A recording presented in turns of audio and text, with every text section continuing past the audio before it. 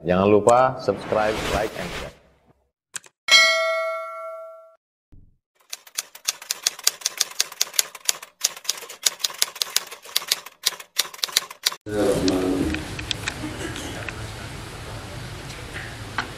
Assalamualaikum warahmatullahi wabarakatuh.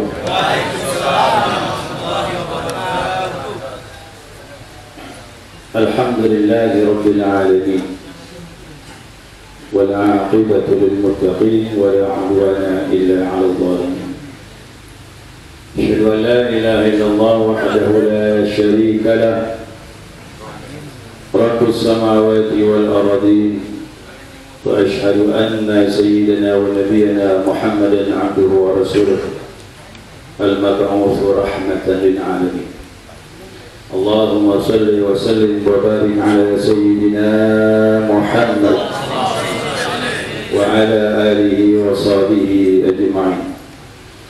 سبحانك لا علم لنا إلا ما علمتنا إنك أنت العليم الحكيم.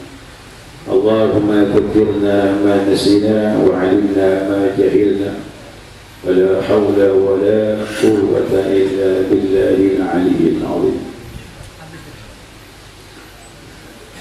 Salam penghormatan kepada Ketua Masjid, pengurus Masjid Kuba, rekan saya ini Bapak Ihsan Iqbal, dan kepada seluruh pengurus tanpa terkecuali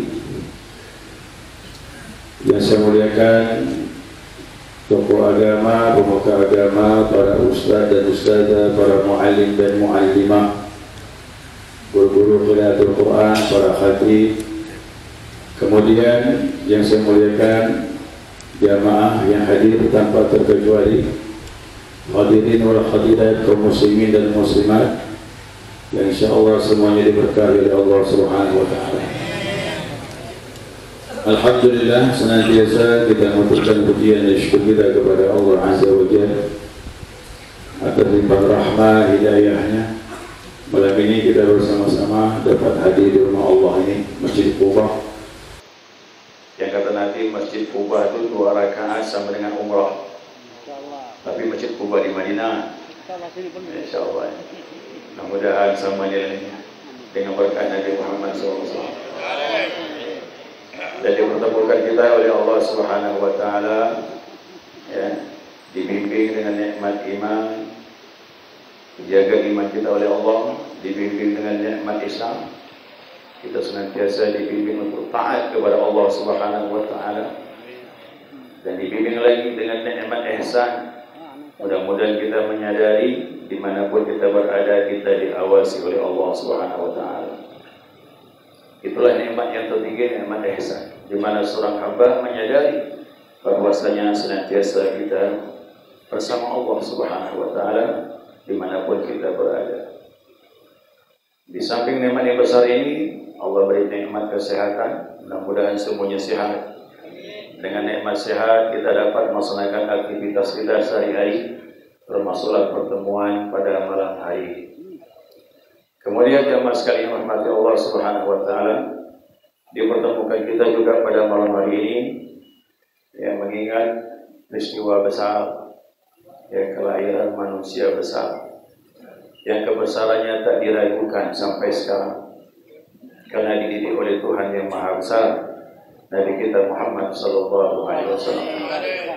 Mudah-mudahan kita juga dibesarkan Allah Subhanahu wa taala, keimanan kita, ketakwaan kita, karena kita membesarkan Rasulullah sallallahu alaihi wasallam.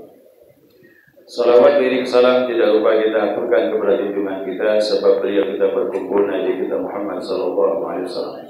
Semoga rahmat itu diberikan kepada keluarganya yang suci, para sahabatnya yang mulia, yang telah membantu perjuangan Rasulullah sehingga tegaknya Islam sampai saat ini. Dan kita bersyukur kepada Allah, kita dipilih oleh Allah, ditakdirkan oleh Allah Subhanahu wa taala menjadi umatnya Rasulullah.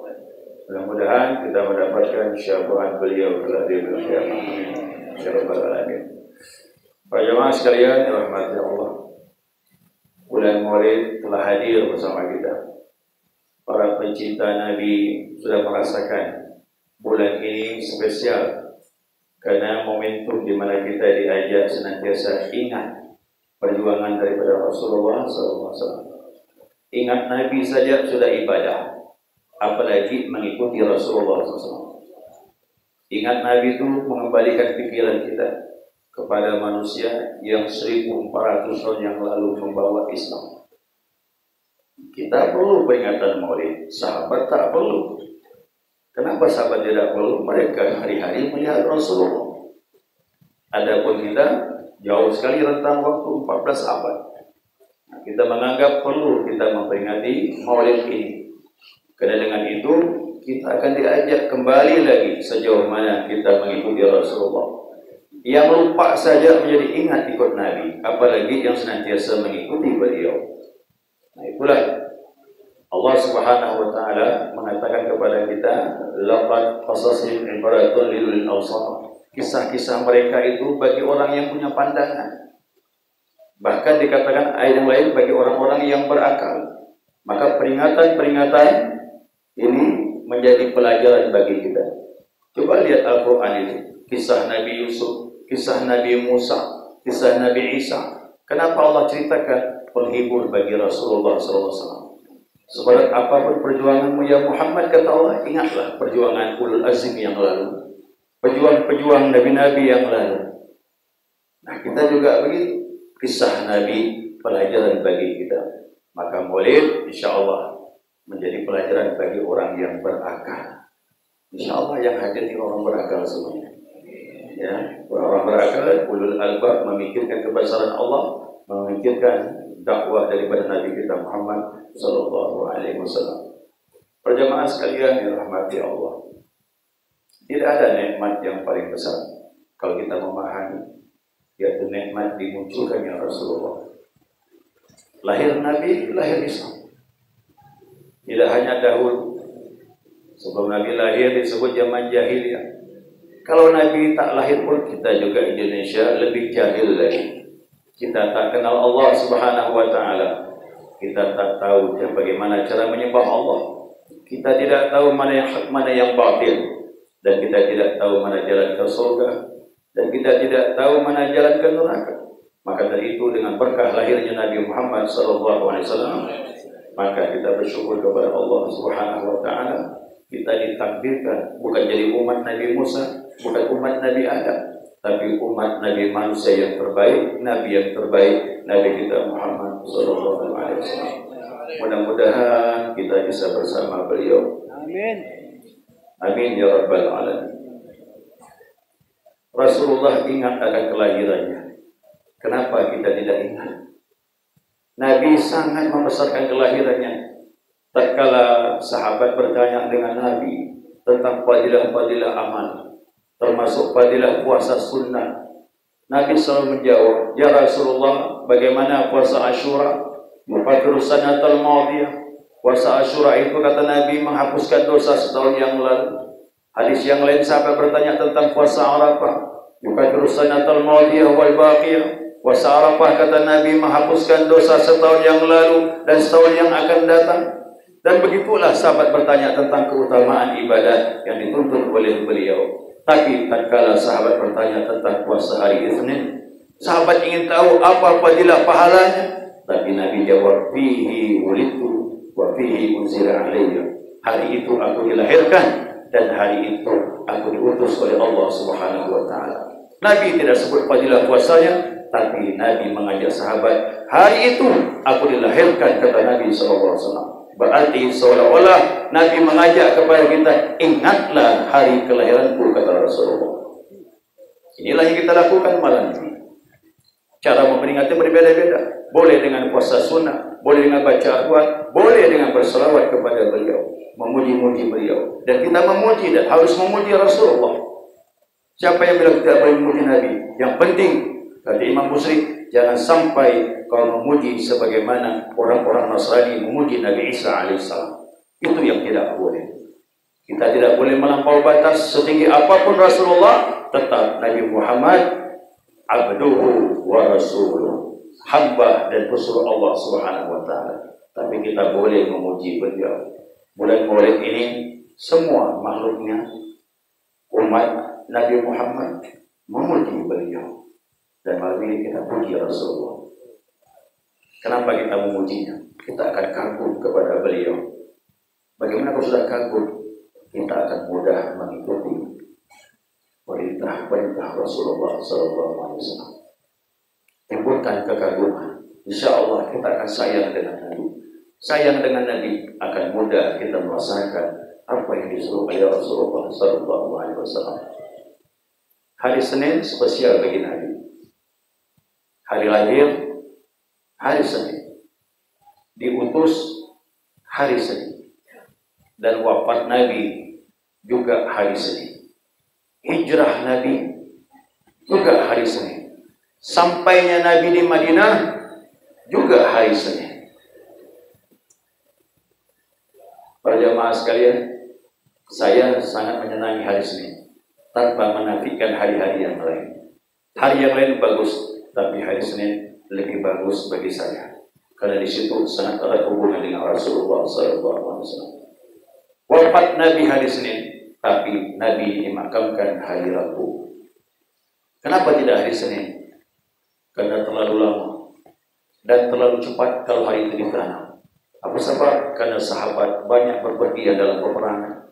Ada yang berada di luar kota Madinah dan Nabi orang besar, maka ditunggulah sahabat berdatangan untuk menyaksikan pemakaman Rasulullah SAW. Itu dilaksanakan pada hari Rabu. Timbullah pertanyaan jamaah sekalian. Kan ada pepatah, petua-petua menyatakan jangan sampai mayat dibiarkan melewati 5 waktu. Pernah dengar? Pernah dengar kan? Tapi Rasulullah berapa waktu lewat? Hari Senin beliau dilahirkan, hari Rabu dimakamkan. Berapa waktu lewat? Lebih dari 5 waktu. Berarti salahlah pendapat itu. Boleh menundahkan mayat, silakan. Tapi ingat kata ulama, jangan menundah mayat makamannya sampai mayat berubah, haram hukumnya. Tapi kalau Nabi ditunda tidak masalah, karena jasad Nabi insya Allah tidak akan pernah berubah. Dan sampai sekarang pun jasad Nabi utuh. Begitu kata Nabi SAW. Maka beberapa kali terjadi pencurian jasad Rasulullah SAW, tapi dia gagal. Karena mereka juga meyakini jasad Nabi itu utuh dan tak berubah.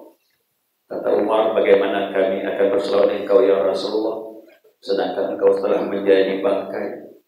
Umar bilang begitu. Umar bahasanya agak kasar, tetapi dia ingin tahu kebenaran dari Rasulullah SAW. Apa kata Nabi bilang? Ya Umar, Inna Allah harama al-arda an ta'kula ajsadal anbiya. Sesungguhnya Allah mengharamkan bumi untuk memakan jasad para nabi, termasuklah jasad Nabi kita Muhammad SAW. Para jamaah sekalian, kita orang awam disunahkan siapa yang meninggal dipercepat pemakaman. Tapi untuk Nabi dia orang besar. Penundaan dibolehkan. Kalau ahli waris menyatakan tunda mayat ayahku, wajib kita tunda karena hak mereka.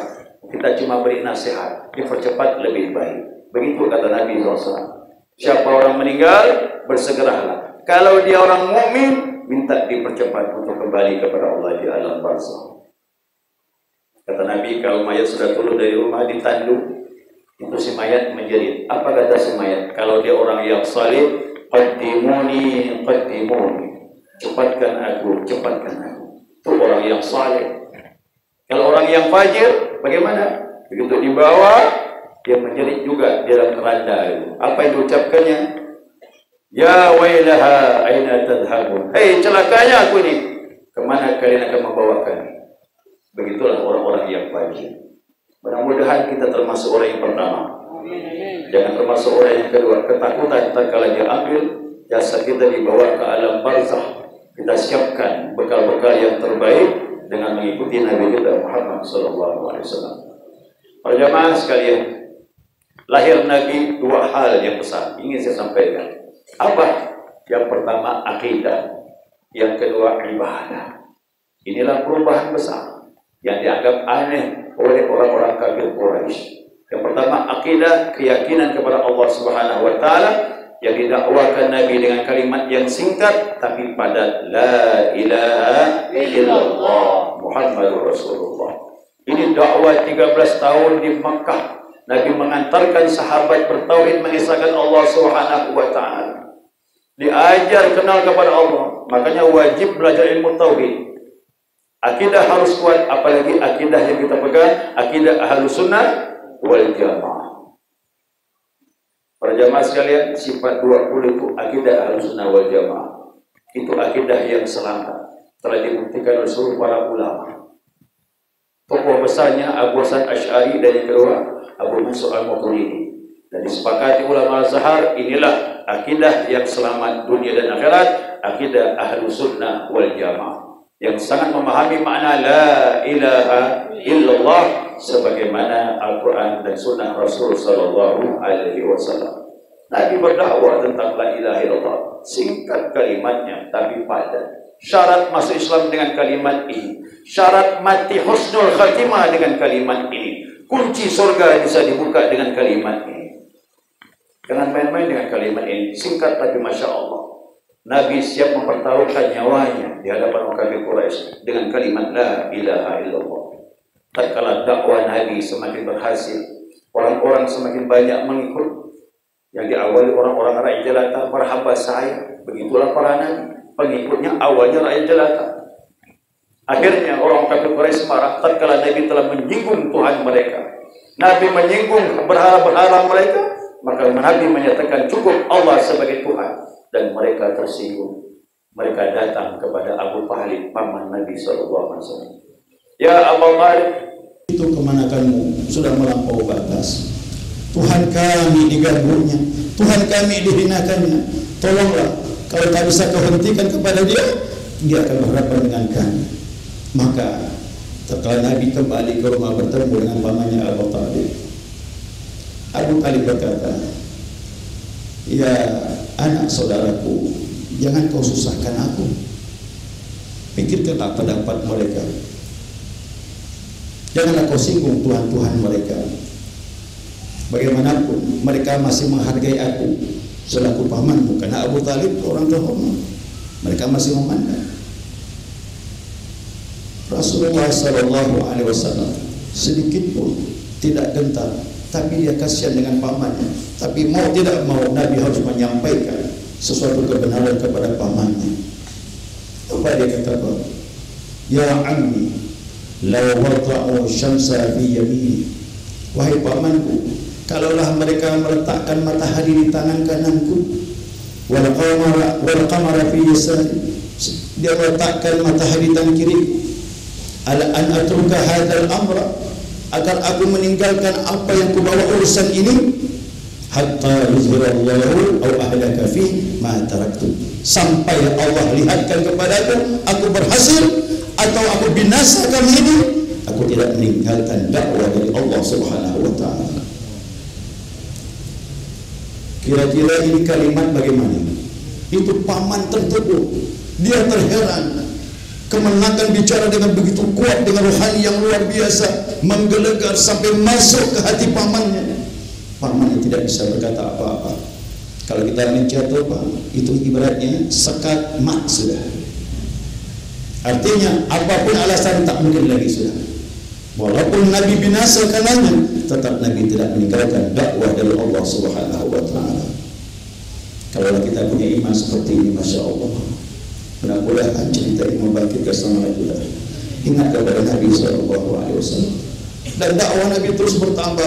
Itulah para rasul, pengikut semakin bertambah. Karena iman kau sudah mesra, dia semakin kuat dan tidak akan bisa meninggalkan agama Allah Subhanahu wa taala. Dan tidak ada satupun yang murtad. Itulah iman.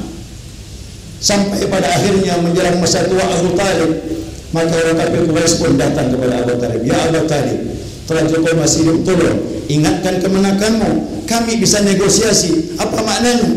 Tolong kami menghargai Tuhannya dan dia pun menghargai Tuhan kami, dan beri kami kesempatan menyembah Tuhan kami, dan kami pun memberi kesempatan kepada mereka menyembah Tuhan mereka. Ada negosiasi. Lagi ngomong Abu Sufyan, tiba-tiba datang Rasulullah SAW. Kata Abu Talib, itu orangnya datang kebetulan, langsung ngomong kepada dia. Begitu dia mengungkapkan, Nabi diam. Nabi bicara kepada mereka semuanya. Cukup dengarkan. Kalaulah kalian menerima satu kalimat, aku jamin engkau menjadi raja orang Arab dan orang Ajam, bukan orang Arab. Siapkah kalian menerima satu kalimat? Abu Jahal berkata, kalau memang begitu ya Muhammad, jangankan satu kalimat, 10 kalimat kami ambil. Tidak, kata Nabi, cukup satu saja. Apa itu Muhammad? Qul la ilaha illallah wa tahlawna ma ta'adul min duni. Cukup kau katakan la ilaha illallah, tinggalkan Tuhan selain Allah Subhanahu wa taala, kau akan menjadi raja. Tapi karena mereka akalnya picik, tak paham, ditinggalkan oleh Rasulullah SAW. Mereka tambah bingung, bagaimana mungkin kalimat la ilaha illallah bisa jadi orang yang merdeka, bisa jadi raja? Itulah namanya penghambaan kepada Allah. Para jamaah sekalian, kalau kita paham kalimat ini, kita betul-betul bertuhan kepada Allah Subhanahu wa taala, maka kita menjadi raja. Begitu janji Nabi sallallahu alaihi wasallam. Bagaimana mungkin tidak jadi raja? Kita tak terikat lagi dengan makhluk, kita tak terikat lagi dengan hawa nafsu. Hanya Allah Subhanahu wa taala sebagai Tuhan kita. Itulah raja hakiki, itulah kekayaan yang hakiki, dan itulah yang ditanamkan Nabi di dada para sahabatnya Rasulullah sallallahu alaihi wasallam. Para jamaah sekalian, Rasulullah berdakwah dengan kalimat ini 13 tahun, memantapkan hati para sahabat. Kemudian baru ada perintah salat. Alangkah indahnya kita salat kalau kita kenal dengan Allah Subhanahu wa taala. Tapi saya tak menyalahkan orang salat yang tak kenal Allah, silakan. Tapi alangkah indahnya kita pakai konsep Nabi, kenal Tuhanmu, kemudian kau menyembah kepadanya. Itulah keindahan sahabat. Di Madinah baru ada salat berjamaah, ada puasa Ramadan, ada perintah haji. Itu pas Madinah. Tapi di Mekah menanamkan kalimat la ilaha illallah. Saya berharap jamaah belajar ilmu tauhid, pahamkan ini, insya-Allah ini kita bawa mati. Kita kepingin mati bertemu dengan Allah Subhanahu wa taala dengan husnul khatimah. Kita kepingin meninggal kembali kepada Allah, bertemu dengan Nabi kita Muhammad sallallahu alaihi wasallam. Dan kita kepingin meninggal bertemu dengan guru-guru kita yang telah kembali kepada Allah Subhanahu wa taala. Inilah yang menyatukan kalimat ihsan ini. Ihsan artinya kita merasakan bahwa Allah ada bersama kita dimanapun kita berada. Abu Hurairah meriwayatkan sebuah hadis dari Imam Muslim. Rasulullah SAW bersabda, apa kata Nabi? Al-imanu bid'un wa sab'una syu'bah. Iman itu kata Nabi lebih dari 70 cabang. Iman itu. Iman inilah yang menguatkan ibadah kita kepada Allah. Nabi membagi lebih daripada 70 cabang kata Nabi. A'laha syahadatu an la ilaha illallah. Yang paling tinggi iman itu kau menyaksikan la ilaha illallah, tiada Tuhan kecuali Allah.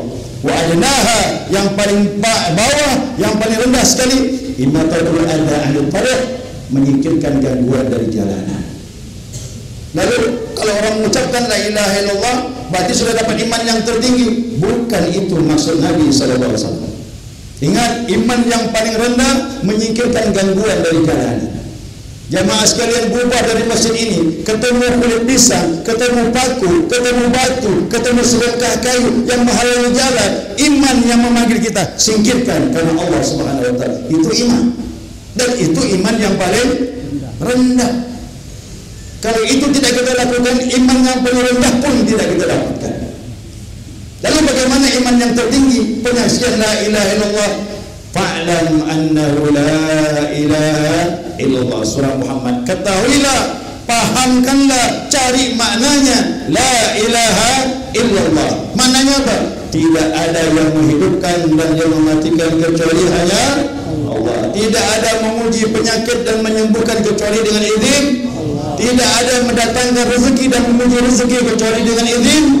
Tidak datang kesempitan dan kelapangan kecuali dengan izin. Kalau ini sudah kita mantapkan di hati kita, insya Allah itulah derajat yang tertinggi. Bukan hanya pergi tahlilan mengucapkan la ilaha illallah. Itu amal, cari pahala. Pahala dikirim kepada semait sampai, yang membaca pun sampai. Tapi maksud Nabi mengamalkan dan memahami iman yang tertinggi, yaitu kalimat tauhid. Yang tertinggi dan yang terendah, muncul cabangnya. Mana cabangnya? Al-haya'u syu'batu minal iman. Malu bagian daripada iman. Masya Allah. Apa yang harus kita malukan? Bukan malu karena orang berbuat baik kepada kita, kita malu. Bukan malu maknanya orang tahu aib kita malu. Tidak. Tapi malu sebenarnya, malu hakikat kata Nabi kepada Tuhanmu. Malulah kau kepada Tuhanmu. Istahyu minallah haqqal haya. Kata Nabi, malulah kalian kepada Tuhanmu dengan sebenar-benar malu, kata Nabi SAW. Sahabat berkata, kami telah malu ya Rasulullah. Alhamdulillah. Mudah betul kau mengucapkan hanya Alhamdulillah kami telah malu. Bukan begitu. Malu hakiki kata Nabi SAW, antahfaza rasa wa ma wa'a, kau menjaga kepalamu, apa yang ada di sekitar kepalamu, itu malu kata Nabi SAW. Coba lihat para jamaah sekalian, apa yang ada di kepala kita ini, mata, Masya Allah. Kalau sekarang ini malu kita ini, godaannya besar. Kalau dulu paling-paling kita lihat di luar, tapi sekarang ada medsos Pak. Buka HP yang muncul kadang-kadang, aduh, sangat menggoda. Makanya tahun ini, zaman ini, saat ini kita banyak istighfar. Itu HP kalau orang beriman yang memegang, insya Allah selamat. Tapi kalau imannya lemah, waduh, gawat. Di dalam banyak maksiat. Ribah dan memang ada dalam HP.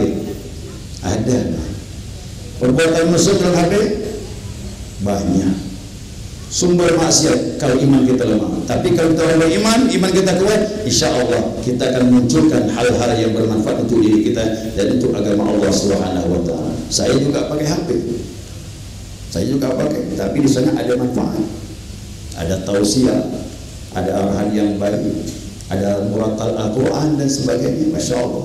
Kalau iman kita kuat, kita akan memilih mana yang layak kita lihat. Tapi kalau iman kita lemah, Masya Allah. Kalau saya mengajar dari rumah pergi ke Kampung Arang itu, berapa lampu merah saya lewat.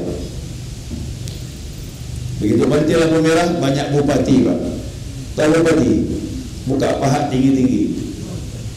Lihat depan ke kanan, betul lihat. Perbanyak tidak bisa dihindari zaman ini.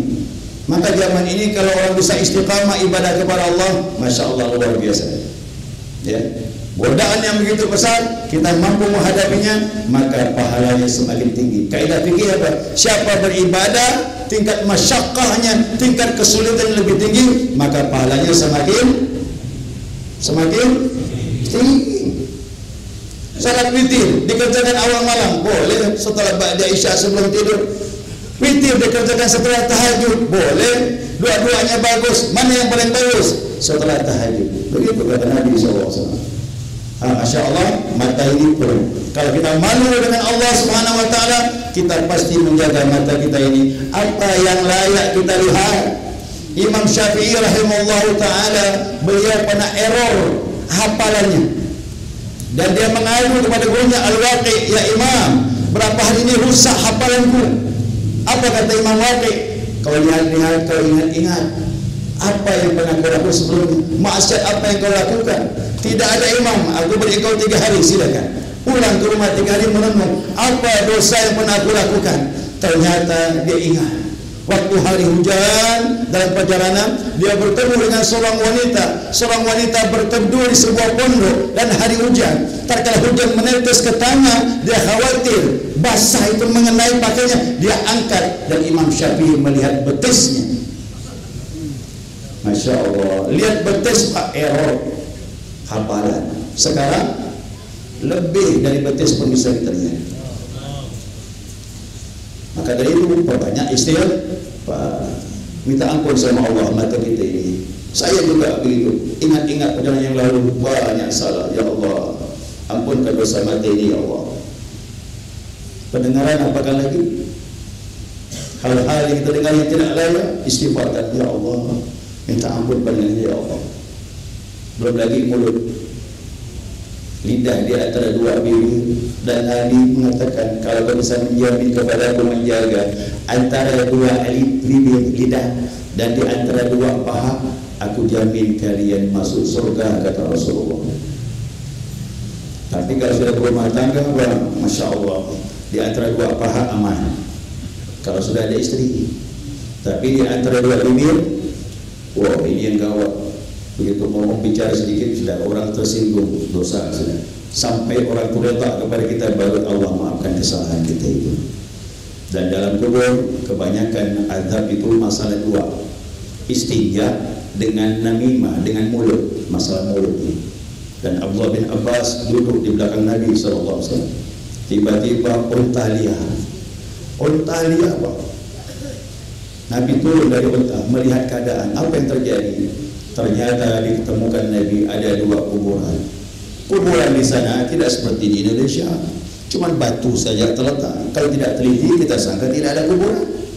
Indonesia jelas, minsan laki-laki pun jelas, minsan perempuan pun berbeda. Apa kata Nabi diteliti? Hadani mu'adzabah, ini dua sedang diazab, kata Nabi SAW. Itulah para jamaah, jangan bilang Nabi itu manusia biasa. Nabi itu manusia luar biasa. Nabi mukasyafat, tembus mandang di bawah itu. Orang dapat nikmat atau dapat adab dari Allah Subhanahu wa taala. Kalian tahu ini dua orang bukan masalah besar, masalah kecil. Yang pertama namimah, ngomong mengadu domba, riba dan sebagainya. Yang kedua tidak bersih istinja. Itu dalam buku. Makanya saya ketemu dalam kitab Sirrul Asrar karangan Syekh Abdul Qadir Jailani, ada salat 2 rakaat namanya kafaratul baul. Kafarah pembersih daripada buang air kecil itu. Untuk harapannya terhindar daripada adab kuburnya Allah Subhanahu wa taala. InsyaAllah jemaah sekalian, mulut, kuping, mata, ini kata Nabi, kalau kau malu sama Allah, ini kau jaga. Apalagi antahfaza batna wa ma hawa, kau menjaga perutmu dan apa yang ada di sekitar perut, bahkan di bawah perut sedikit. Apa yang kita makan, apa yang kita minum, jaga betul kata Nabi SAW. Satu suap makanan yang halal. Zaman ini zaman kita diuji oleh Allah. Orang tak memilih dan memilah mana yang layak dimakan. Makan barang yang haram kata Nabi, 40 hari ibadah tak diterima Allah. Apa makna 40 hari?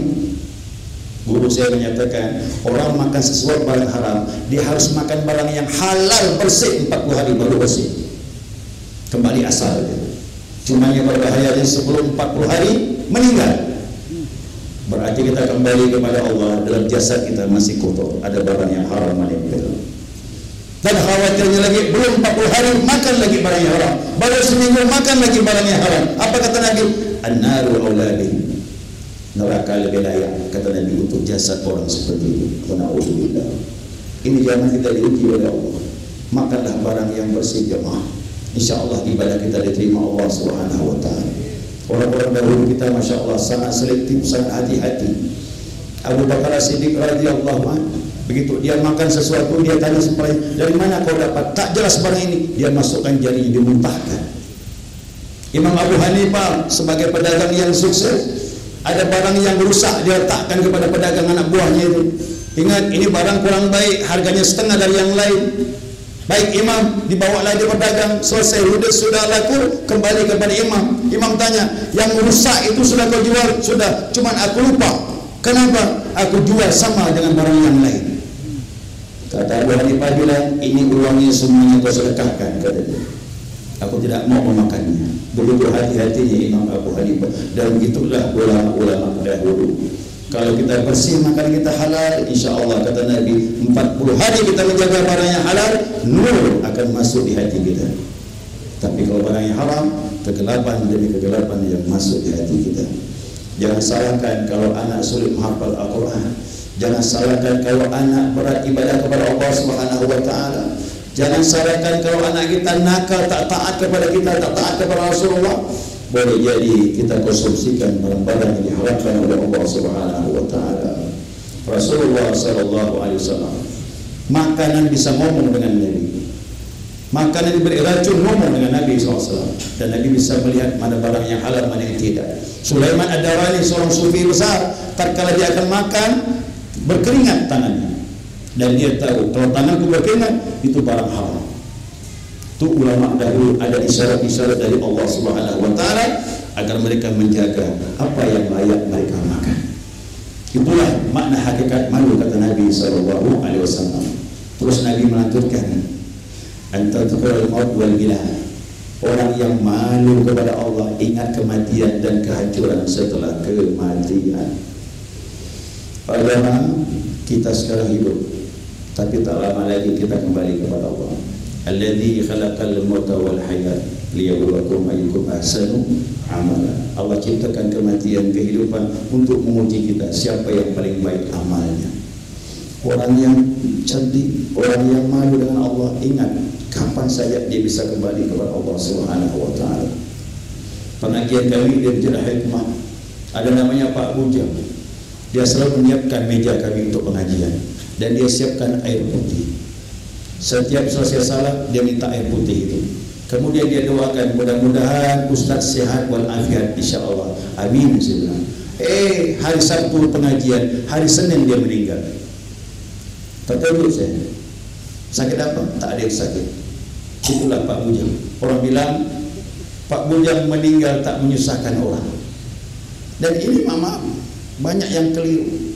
Orang meninggal mendadak itu betul tak menyusahkan orang kalau dia mukmin. Orang mukmin meninggal mendadak tak masalah. Tapi kalau orang maksiat meninggal mendadak, naudzubillah. Karena lebih baik orang yang nakal, yang berdosa sakit dahulu, dan sakit itulah pembersih dosanya. Siapa yang sabar sakit satu hari kata Nabi, diampunkan dosa setahun yang lalu. Dan siapa sakit demam panas dan sebagainya, dia sabar 3 hari, dosa yang lalu diampuni Allah Subhanahu wa taala.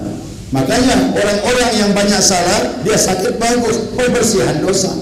Tapi dosa banyak, meninggal mendadak, naudzubillah, dibersihkan di alam barzakh. Akhirat lebih berat lagi. Maka orang mukmin kapan saja ingin mendadak meninggal atau sakit sama saja. Mendadak dia telah siap. Kalau sakit diangkat derajat oleh Allah Subhanahu wa taala. Ingatlah kematian. Kematian pasti datang kepada kita. Siapa yang kepingin dapat pahala syahid, kata Nabi, ingat mati satu hari 20 kali. Siapa yang bisa ingat satu hari meninggal, ingat meninggal 20 kali satu hari, maka kalau dia meninggal, pahala syahid dia dapatkan. Cuma tak semudah itu. Ya, tak semudah itu. Kadang-kadang kita ingat kematian, kadang-kadang tidak. Sebagaimana Hanzalah. Hanzalah begitu dengan Nabi SAW. Begitu dekat dengan Nabi, Nabi menyampaikan tausiah tentang akhirat, seolah-olah akhirat di hadapan aku, tentang kuburan, seolah-olah aku sudah berada di alam barzakh. Tapi begitu kembali kepada keluarga, ingat istri, ingat anak, hilang semua. Lalu Hanzalah berkata menepuk dada, Hanzalah munafik, Hanzalah munafik. Sahabat, para jamaah sekalian, sahabat tidak malu bilang dirinya munafik. Tapi orang sekarang malu bilang munafik. Apa ciri orang munafik? Kalau zikir sedikit, kalau ibadah malas. Begitu kata Allah. Idza qamu ila salat qamu kusala. Jika dia salat malas, itu orang munafik. Dan saya melalui ini, saya lalui ini. Baru maghrib, tak lama isya lagi. Hati berkata, baru salat, udah salat lagi. Itu dia. Sudah terkena penyakit munafik. Bagaimana mukmin? Oh, mukmin salat itulah yang dicari. Makanya dari munafik kepada mukmin ada prosesnya insyaallah. Pahamkan kalimat la ilaha illallah, perbanyak ibadah kepada Allah Subhanahu wa taala, insyaallah jadi mukmin sejati. Mudah-mudahan amin ya rabbal alamin. Nah, jadi Hanzalah mengaku Hanzalah munafik, Hanzalah munafik. Lalu berhadapan dengan Abu Bakar, "Hai Hanzalah, kau sudah gila kah? Kenapa kau bilang dirimu munafik? Aku dekat dengan Nabi, imanku bertambah. Tatkala jauh dari Nabi, imanku kembali seperti biasa." Kata Abu Bakar, "Ayo ikut." Langsung menghadap Nabi SAW. Disampaikan di hadapan Nabi. Apa kata Nabi? "Ya Hanzalah, sa'atan wa sa'ah." Kadang-kadang satu saat begini imanmu, kadang-kadang begini imanmu. Begitulah iman. Dekat orang yang saleh, apalagi dekat dengan Nabi SAW, insyaAllah iman bertambah. Kalau jauh dari orang yang saleh, nah itu tadi iman kita berkurang. Tapi kata Nabi, kalau kamu bisa mempertahankan di luar sebagaimana kau duduk bersama aku, kau akan disalami oleh para malaikat, kata Rasulullah SAW. Itu yang kita harapkan, iman kita mantap walaupun kita bisa sama orang yang saleh. Itu derajat ihsan. Ini nama beliau disebut saja. Ya, ihsan itu kita merasakan di mana kita berada ada Allah memantau kita itu. Mudah-mudahan kita mendapatkan derajat ihsan. Amin ya rabbal alamin. Baik jamaah sekalian rahmati Allah Subhanahu wa taala. Saya ngambil semua sejak kesimpulan. Apa kesimpulan yang saya sampaikan? Yang pertama, pahami kalimat la ilaha illallah. Belajarlah. Allah perintahkan fa'lam, ketahui, cari ilmunya. La ilaha illallah. Tiada Tuhan kecuali Allah. Kita amalkan, insya-Allah hati kita mantap. Dan inilah jalan istiqamah tatkala iman kita tetap di sisi Allah Subhanahu wa taala. Rezeki banyak tetap la ilaha illallah. Rezeki kita sedikit tetap Allah Tuhan kita. Lagi sakit Allah Tuhan kita. Lagi sehat Allah Tuhan kita. Lagi lapang Allah Tuhan kita. Lagi sempit Allah Tuhan kita. Apapun yang terjadi, ihdinas siratal mustaqim. Mudah-mudahan di jalan istiqamah.